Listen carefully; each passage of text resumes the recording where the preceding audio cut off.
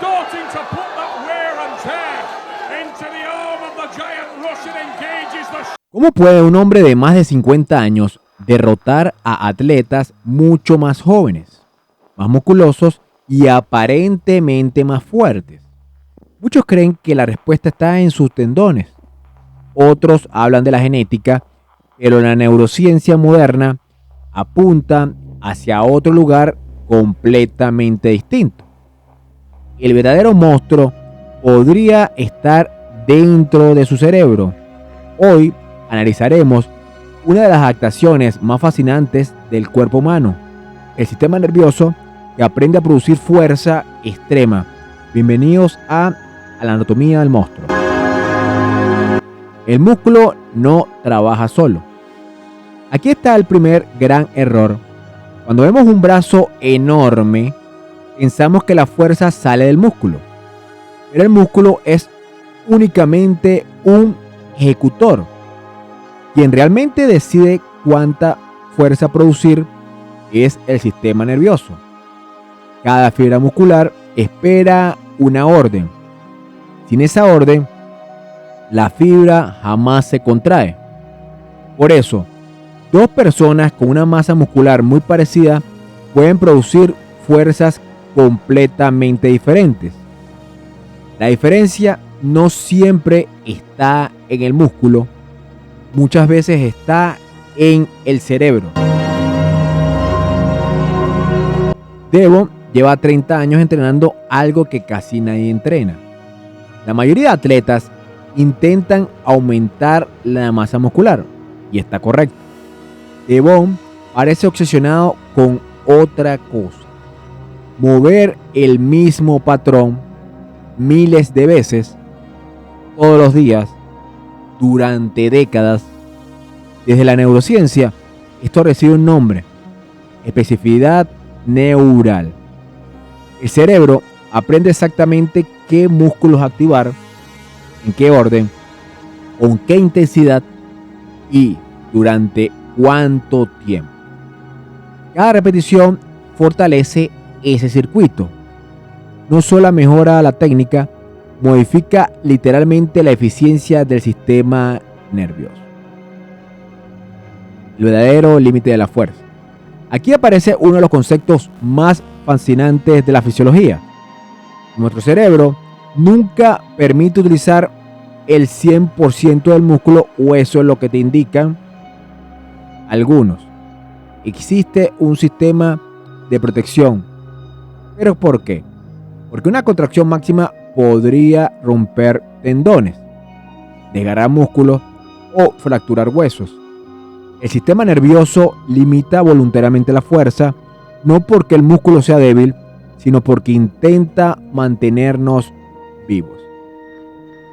Los órganos tendinosos de Golgi. Durante décadas se creyó que los órganos tendinosos de Golgi actuaban como un freno absoluto. Hoy sabemos que la realidad es mucho más compleja. Estos receptores monitorizan la tensión en el tendón y ajustan la respuesta motora para proteger el tejido. Sin embargo, en atletas altamente entrenados, el sistema nervioso puede modificar cómo integra esa información. Ojo, no significa que los receptores desaparezcan, significa que el cerebro aprende a tolerar mayores niveles de tensión antes de reducir el impulso motor. Esa adaptación está documentada en deportes de fuerza y potencia. Y de nuevo, ojo, no convierte a un atleta en invulnerable, pero sí puede permitir expresar más fuerza de forma segura en movimiento muy específico. El secreto del Neural Drive. Aquí aparece el concepto central, Neural Drive. Es la intensidad con la que el sistema nervioso envía impulsos hacia el músculo.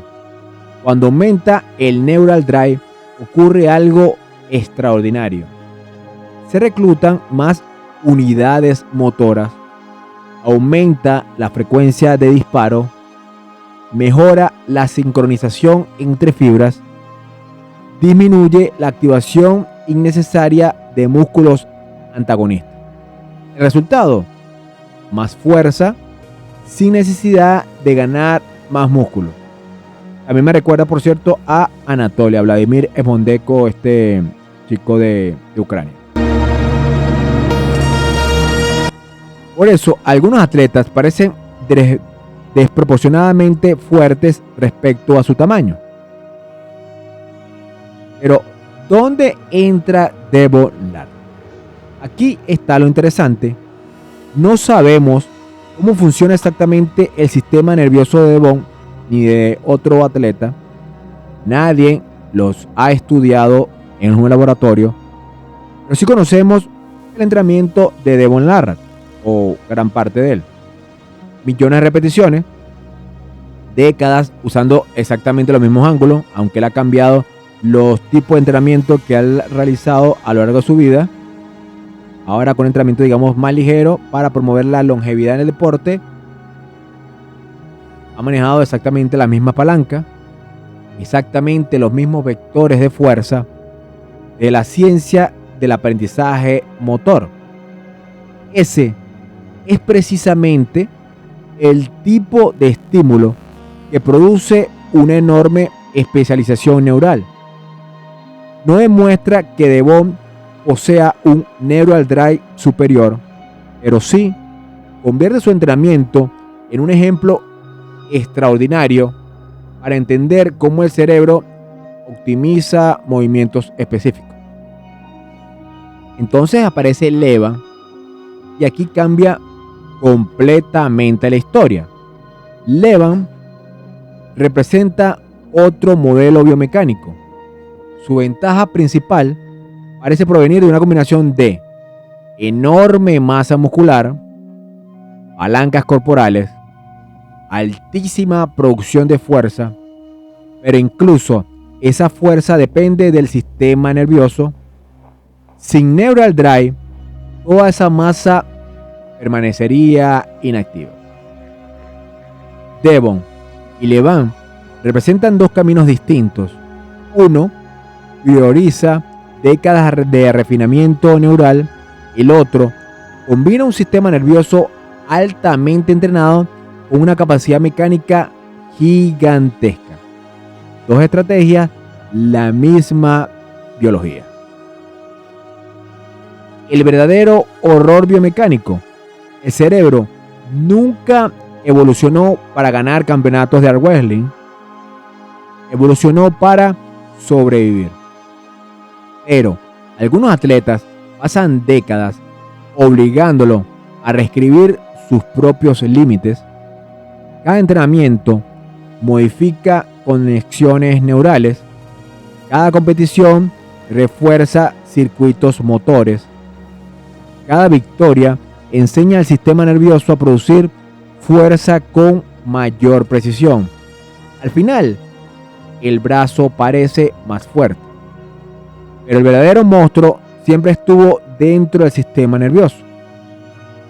Cuando observamos a Devon Larratt, es fácil quedar hipnotizado por sus antebrazos o sus tendones, pero quizás la transformación más extraordinaria ocurrió en silencio dentro de su cerebro. Durante 30 años, millones de impulsos eléctricos moldearon un sistema nervioso capaz de producir fuerza con una eficiencia excepcional. La anatomía del monstruo no comienza en el músculo, comienza con una neurona. Si te gusta esta clase de video, comenta, comparte y míralos todos, que esto apenas comienza.